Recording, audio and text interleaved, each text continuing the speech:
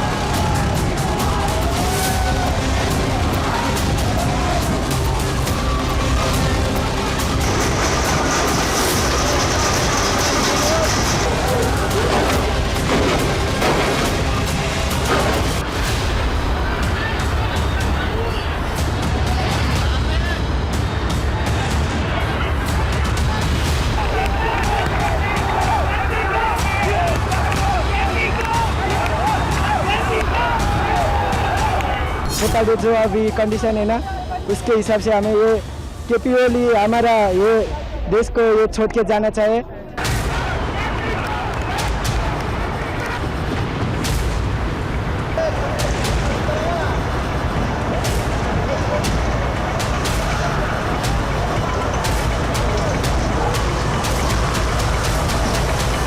Yeah, we are very happy about that. It is very nice for our country.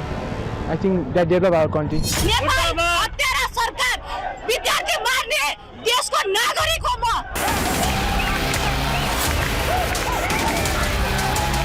My son was with me yesterday. I make one banner about the support to DNG and my son took that banner.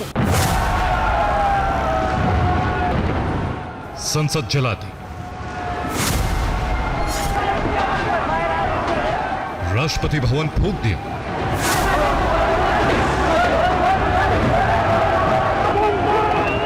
Singh Darbar खाक हो गया। PM ओली के आवास में आग लगा दी।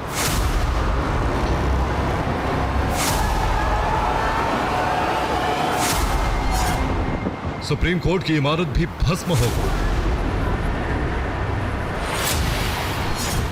Custom house खाक कर दिया गया।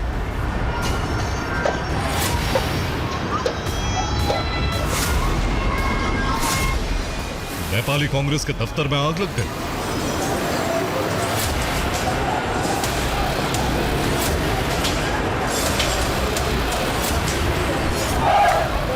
सचिवालय पर प्रदर्शनकारियों ने कब्जा कर लिया।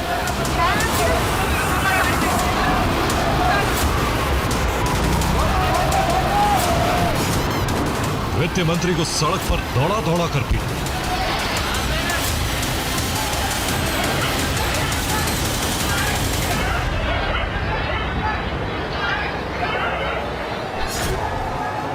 गृह मंत्री और संचार मंत्री के घर जला दिए।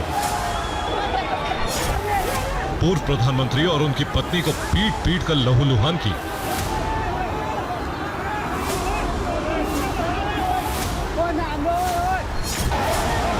पूर्व प्रधानमंत्री पुष्प कमल दहल प्रचंड के घर पर भी हमला हुआ।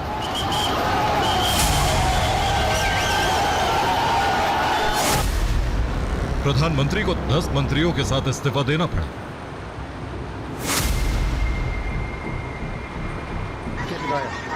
नेपाल के प्रधानमंत्री केपी शर्मा ओली हेलीकॉप्टर से देश छोड़कर भाग गए हैं।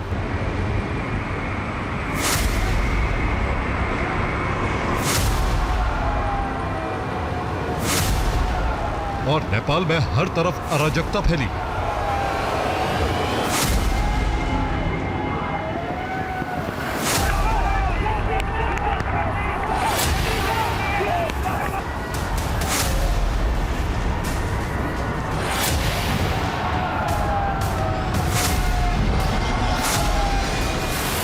लेकिन नेपाल में हुई इस अराजकता की तस्वीरें देखकर और खबरें सुनकर सबसे ज्यादा डर पाकिस्तान के प्रधानमंत्री शहबाज शरीफ को लग रहा है, क्योंकि श्रीलंका, बांग्लादेश और नेपाल के बाद अब अगला नंबर पाकिस्तान है।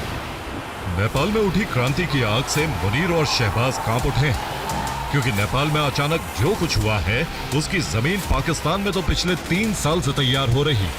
नेपाल में सोशल मीडिया पर लगे बैन ने आग लगा दी, लेकिन पाकिस्तान के तो हर सूबे में आग लगी और वजह एक नहीं कई।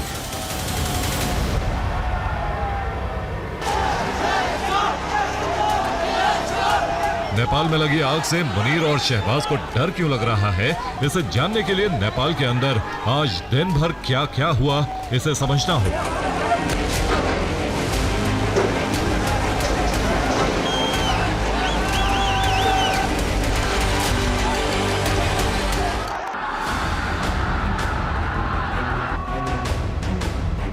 नेपाल की सरकार और नेताओं का हश्र देखकर शहबाज शरीफ और आसिम मुनीर को डर लग रहा है, क्योंकि ऐसे हिंसक प्रदर्शन के सामने न नेपाल की सरकार कुछ कर सकी और न ही नेपाल की सेना।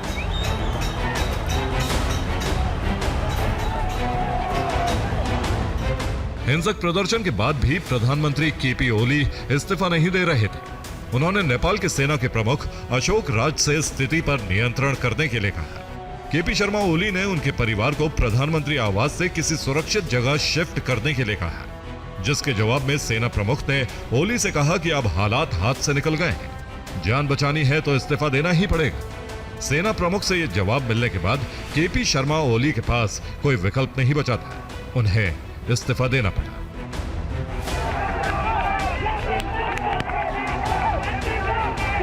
यानी जेन जी की भीड़ ने नेपाल की सरकार को पूरी तरह उखाड़ फेंका। इस खूनी संघर्ष के बीच TV9 भारतवर्ष के संवाददाता काठमांडू में मौजूद हैं और नेपाल के हालात की सबसे सटीक ग्राउंड रिपोर्ट पहुंचा रहे हैं। नेपाल की संसद से महज 100 मीटर दूर अब हालात बेकाबू होने शुरू हो गए हैं और उस बेकाबू हालात की तस्वीर सबसे बड़ी हम आपको दिखाने की कोशिश कर रहे हैं। ठीक 100 मीटर दूर नेपाल की सड़कों पर अब आग लगा दिया गया है और यह काला उठता हुआ धुआं, आग की गुब्बारे बता रही है कि आक्रोश बढ़ रहा है। पूरा का पूरा बाजार, पूरा नेपाल बंद है। करप्शन को लेकर, फेवरेटिज्म को लेकर, नेपोटिज्म को लेकर यह पूरा आंदोलन। अब आप देखिए कि किस तरह के हालात हैं। सेना कम पड़ रही है, सामने की भीड़ दिखाइए, बैरियर्स तोड़े जा रहे हैं, पत्थर मारे जा रहे हैं और इन पत्थर आंसू गैस के गोलों के बीच TV9 भारतवर्ष आपको लाइव रिपोर्ट दिखा रहा है। सिर्फ 24 घंटे के अंदर नेपाल की पूरी सरकार पलट गई। सिर्फ 24 घंटे के अंदर नेपाल के सभी सत्ताधारी कुर्सी से बेदखल हो गए। जेन जी के आक्रोश के आगे नेपाल के शासन और व्यवस्था ने सरेंडर कर दिया।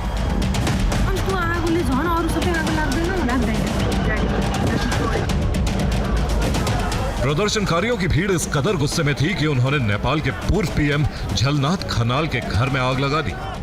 घर में उनकी पत्नी राज्य लक्ष्मी चित्रकार मौजूद थी। वो गंभीर रूप से जल गए। उन्हें तुरंत अस्पताल ले जाया गया, जहां उनकी मौत हो गई।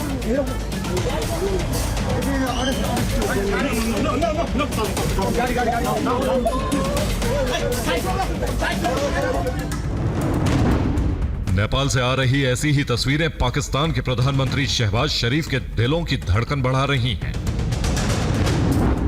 क्योंकि 9 मई 2023 को पाकिस्तान में ऐसी क्रांति का एक ट्रायल हो चुका है।